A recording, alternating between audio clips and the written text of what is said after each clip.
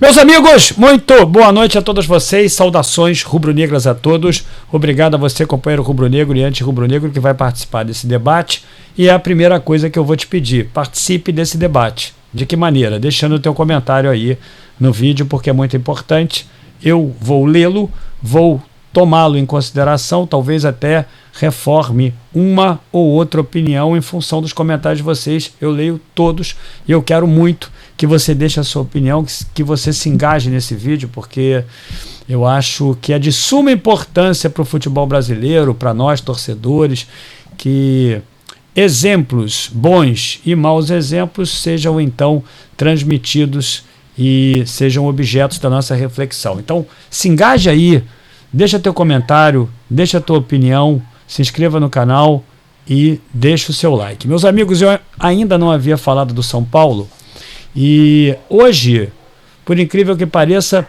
eu acabei me deparando com uma notícia que eu diria para vocês, talvez seja alvissareira, seja correspondente a uma expectativa positiva de um clube que vem se esforçando muito, que está numa situação dificílima, isso é inegável, que já há muito tempo não ganha nada. Eu fiquei até pensando, eu falei, caramba, o São Paulo não ganha nada há muito tempo. Teve um Paulistinha, mas o São Paulo, como nós iríamos imaginar que o São Paulo tricampeão na década retrasada, verdade isso? Na década retrasada, como nós iríamos imaginar que o São Paulo fosse ficar no ostracismo, como o São Paulo ficaria tanto tempo sem ganhar títulos, se na verdade o São Paulo sempre foi uma potência, sempre foi um clube muito rico, desde que eu me entendo como menino, desde que eu me entendo como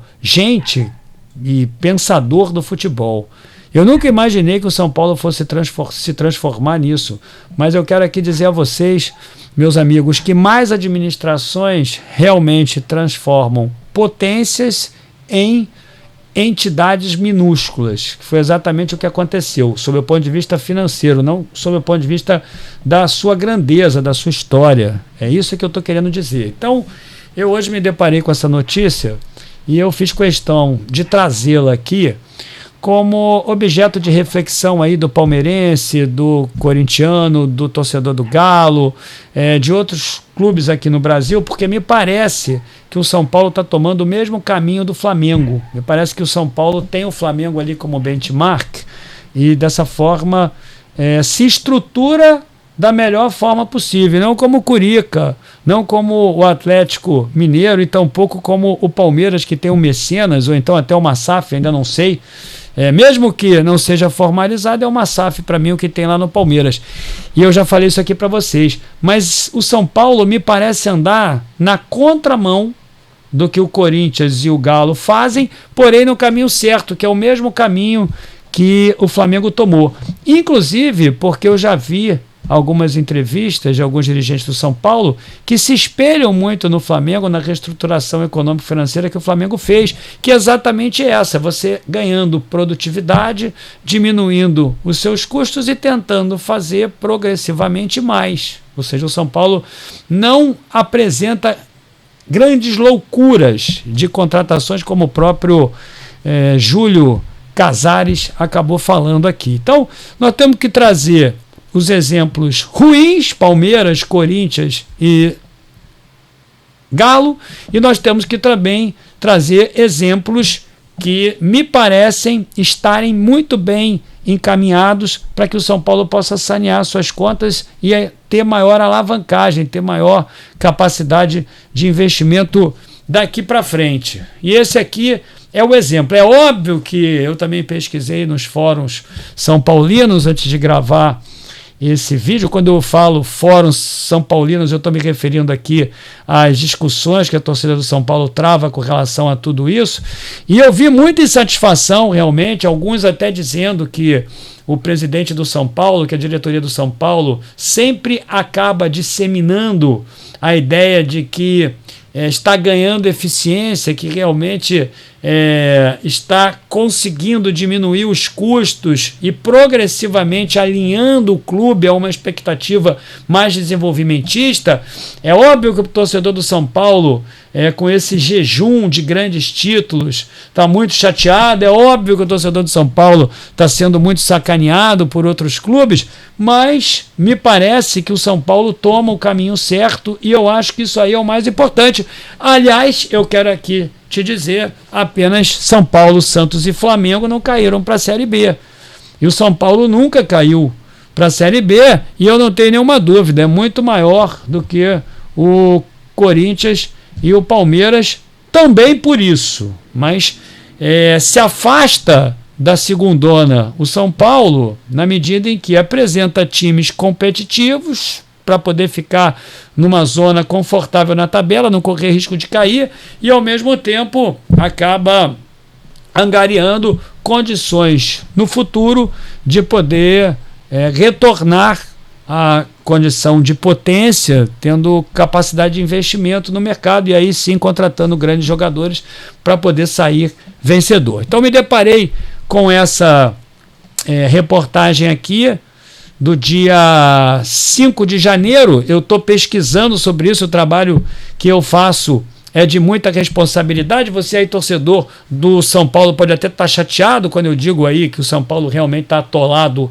num problema enorme, né? Até citei, está atolado aí na lama da pobreza, mas vem paulatinamente, me parece, encaminhando ações para poder sair. E o torcedor do Palmeiras e do Corinthians já está com raiva de mim há muito tempo, porque eu estou falando a verdade, e os companheiros não querem admitir essa verdade de jeito nenhum, e isso aí é um grande problema, porque aí não tem a pedagogia da diversidade, que, como eu falei, é uma ferramenta realmente muito importante para que você possa melhorar no futuro. Você tem que sanear suas contas. E o Corinthians e o Galo vão lá, vão gastando, vão contratando, vão aumentando a dívida. E aí, como não são campeões, acabam deixando de ganhar os prêmios e a dívida se acumulando.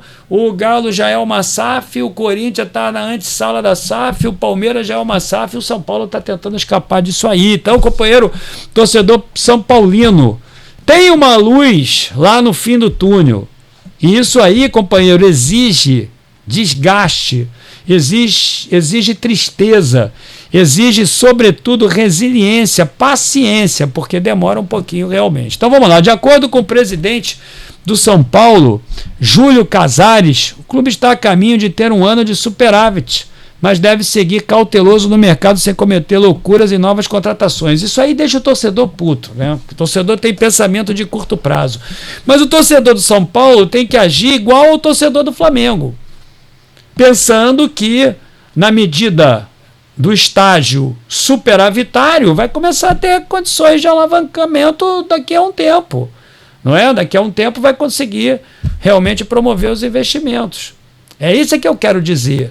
Então, é algo que no curto prazo deixa muito irritado o São Paulino, que quer contratações, quer ver um time competitivo dentro de campo, quer ganhar campeonatos. Não vai dar ainda, provavelmente, para ganhar campeonato, mas está melhorando. Agora, o pior é quando você só aumenta a dívida, não ganha o campeonato e mira a Série B.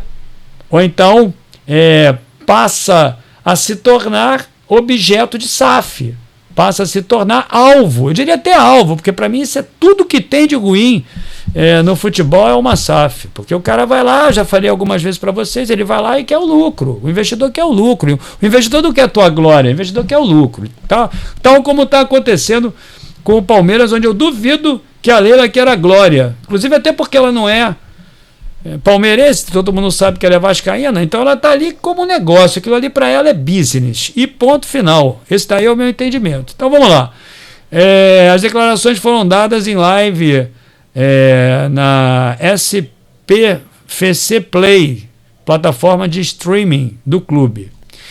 Até o momento, São Paulo anunciou 5 contratações para 2023. Rafael, Alan Franco, Wellington Rato, Marcos Paulo e Pedrinho. São 5 contratações que, se tivessem chegado no Flamengo, eu estaria irado lá na porta do presidente Rodolfo Landim, do Marcos Braz, para poder cobrar dele, dizendo o seguinte: que merda, Não é? Mas o Flamengo, meus amigos, em 2013 também passou por isso.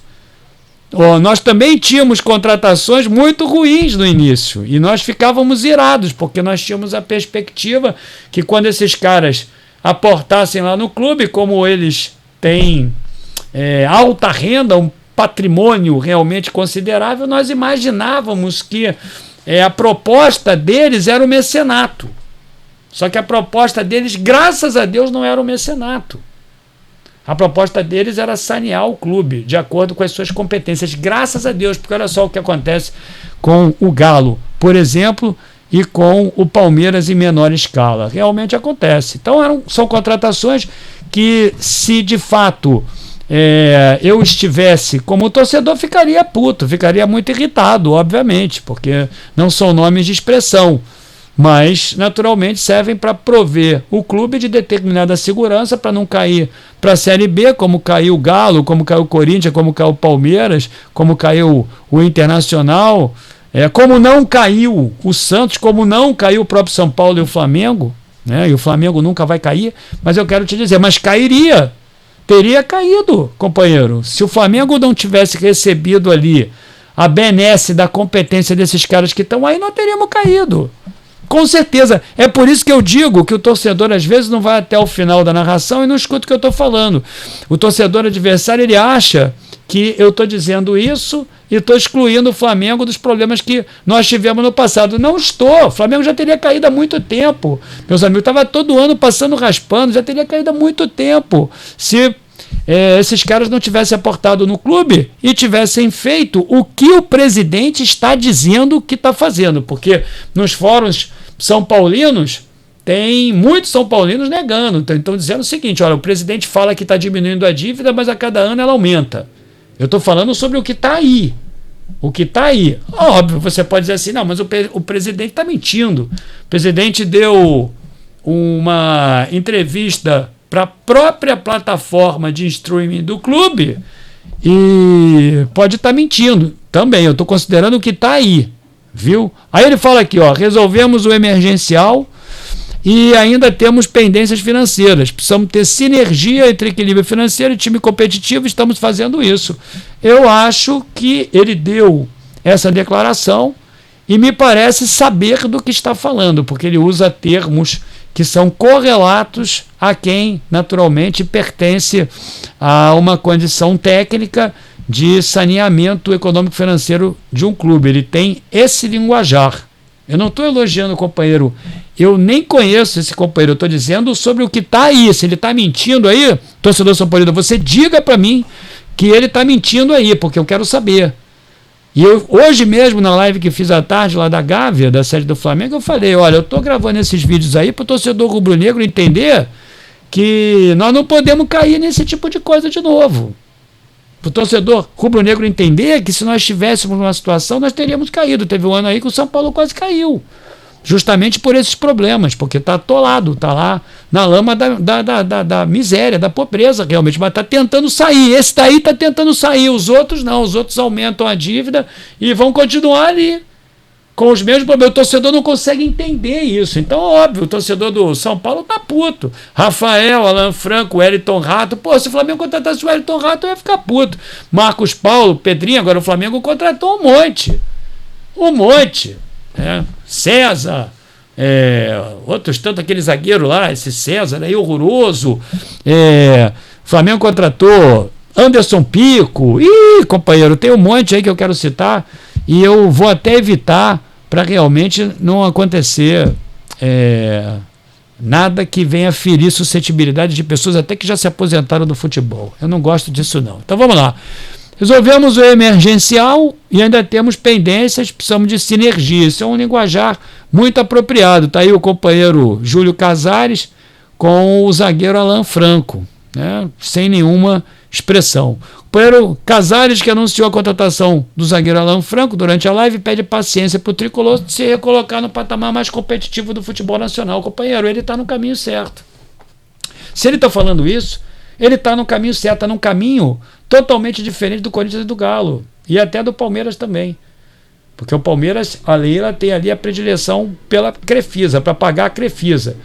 E eu quero aqui te dizer o seguinte, ele está no caminho certo, o mesmo caminho que o Flamengo tomou. Foi assim, muita paciência realmente. É difícil você se deparar com contratações como essa aí, ó. Essas, Rafael, Alan Franco, Wellington Rato e Marcos Paulo e Pedrinho, não fica puto, é difícil pra caramba. Mas, meu amigo, é o caminho que ele tem que tomar para evitar a falência de vez do clube, porque do jeito que estava indo para esse caminho. E quem diria, o poderoso São Paulo. Então vamos lá, da década de 2000. Devagar, nós vamos atuar novamente no cenário nacional. O São Paulo estava desacostumado. Hoje temos transparência nessa linha, vamos fortalecer o time sem arrebentar as finanças. É algo duro, mas necessário. Se tivesse jogado tudo para o futuro, deixaria o clube como recebia. Eu quero aqui te dizer o seguinte, eu tenho falado nisso a semana inteira. Eu falei, tem que fazer igual o Flamengo fez. Se não fizer igual o Flamengo fez, não adianta. Não adianta você que não vai me convencer. Porque eu trabalho com isso há muito tempo, saneamento econômico financeiro de empresa para depois vender. Não existe isso se não fizer, se não atuar nessa linha, se não diminuir custo. Não existe. Companheiro, esqueça isso. Ninguém, meu amigo, consegue se equilibrar econômico financeiramente com aumento de gasto. Ninguém, não adianta. Não tem exemplo. Não tem exemplo. Aí esses caras ficam contando o conto do vigário para vocês e vocês acreditam. Esses caras aí realizam o canto da sereia e vocês caem que nem um pato. E não pode, tá errado. Esse daí é o caminho certo. Caso realmente ele esteja fazendo isso, eu quero voltar a falar aqui. Deixa sua opinião aí, companheiro São Paulino, porque eu estava vendo ali nos fóruns, tem muita gente reclamando. Em relação a novas contratações, São Paulo está perto de anunciar o volante Jegson Mendes. Porra, eu nunca vi falar do Jegson Mendes, que tem acordo apalavrado e depende de exames e questões burocráticas para finalizar as negociações. É mais um jogador que vai chegar lá e o São Paulino vai ficar puto. O cara vai falar assim, quem? O Jegson? Ele não sabe nem quem é. Ninguém sabe quem é. E mais uma vez o problema. Até você pode saber, mas caramba, não tem nenhuma expressão. Jegson Mendes, volante, caramba. Né? Enquanto o Flamengo contrata o Vidal, porque hoje pode contratar o Vidal, enquanto o Flamengo traz de volta o Gerson, o São Paulo vai contratar o Jegson Mendes. Eu não estou sacaneando o torcedor do São Paulo. Não, eu estou elogiando o que está acontecendo ali. Porque daqui a uns 3, 4, 5 anos, eles vão, sim, contratar, nesse caminho, jogadores muito melhores. Veja bem, o Flamengo demorou. 2013, teve ali uma Copa do Brasil, que nós ganhamos, né? Eu diria até de maneira fortuita. 2014 quase caímos, 15 quase caímos, 15 não, né? Ficamos ali, mas 16 aí começou a melhorar, 17, 18 explodiu em 2019. É assim mesmo, não adianta. Você tem que botar a culpa não no Júlio Casares, tem que botar a culpa em outros. Foco, segundo o dirigente, é seguir com a diminuição de custos de um clube que finalizou o último balanço financeiro com uma dívida na casa dos 700 milhões. É dinheiro pra caramba. Importante é que estamos em um processo, diz aqui o presidente, de reconstrução. Depois de 3 anos que o São Paulo teve déficit, estamos caminhando para um superávit. Vocês vão ver, estamos equilibrando as finanças, sanando as dívidas, assegurou. Estão no caminho certo esse companheiro aí, se ele realmente está fazendo isso, aí Júlio Casares, ele está de parabéns. Você aí, São Paulino, vai ficar, mais uma vez eu vou dizer, vai ficar chateado pra caramba com as contratações. Eu não tenho nenhuma dúvida, mas é isso mesmo, foi isso que o Flamengo fez. O Flamengo hoje é uma potência por isso. E no mau caminho do Palmeiras, do Corinthians e do Galo, companheiro, e de outros clubes aí, que eu ainda vou falar, meu amigo, você tá mal pra caramba. E eu tô gravando esse vídeo aí mais uma vez, para mostrar pro torcedor rubro-negro, meus amigos, como é a nossa situação, para que nós não aceitemos determinadas situações que nos levem ao caminho das SAFs. Vender o clube é o pior que pode acontecer. O companheiro rubro-negro já teve a live hoje à tarde, não tem live raiz à noite. A live raiz é só amanhã, 10h30. Amanhã eu vou na Gávea de novo, vou botar um vídeo de lá, você vai gostar. E eu quero que você participe aí desse vídeo. Eu quero que você deixe o seu like, o seu comentário, mas sobretudo que você participe, deixe a tua opinião aí. Isso é muito importante para mim. Quero ver vocês aí alastrem esse vídeo para os São Paulinos, porque eu quero saber se é verdade ou se é mentira, se eles acham que sim, e que eles também tenham um depoimento aqui importante de alguém que passou por isso, eu rubro-negro, e que, de fato, meus amigos, estou achando que está no caminho certo, ao contrário de muitos que tem por aí. É por isso que o São Paulo nunca caiu para a Série B. Grande abraço a vocês, meus amigos, boa noite de sábado. Se inscrevam aí, participem desse vídeo. Saudações.